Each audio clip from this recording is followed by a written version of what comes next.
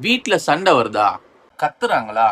கத்துற வரைக்கும் தப்பே இல்ல. ஆனா, எப்போ உங்க மனைவி உங்க கூட பேசாம அமைதியா போறாங்களோ, அங்கதான் பிரச்சனையே ஆரம்பிக்குது. காலையில இருந்து சாயங்காலம் வரைக்கும் நமக்காக ஓடி ஓடி உழைச்சிட்டு, நம்ம கூட ஒரு வார்த்தை கூட பேச புடிக்காம ஒரு மூலையில போய் உட்கார்ந்துக்கிறான்னா, கொஞ்சம் யோசிச்சு பாருங்க. அது கோவத்தினால கிடையாது. அவளோட எதிர்பார்ப்புகள் செத்து போனதுனால. கத்தி பேசிட்ட சண்டைய ஈஸியா சால்வ் பண்ணிறலாம். ஆனா அவங்களோட ஆழமான மௌனத்த உடைக்கிறது ரொம்ப கஷ்டம். சமைச்சு குடுக்குறா, நம்ம துணிகள மடிக்கிறா, நம்ம வேலைங்க எல்லாத்தையுமே பார்க்குறா. ஆனா முகத்த திருப்பிட்டு போறான்னா, அதுக்கு பின்னாடி எவ்வளவு கண்ணீரும், ஏக்கங்களும், ஏமாற்றங்களும் இருக்கும். அதனால உங்க மனைவி எப்பல்லாம் கோவமா கத்துறாங்களோ, அவ கூடவே சேர்ந்து நீங்களும் கத்தாதீங்க. அவளோட மௌனத்துக்கு பின்னாடி இருக்கிற அந்த வலிய ஒரு முறையாவது கண்ண மூடி யோசிச்சு பாருங்க.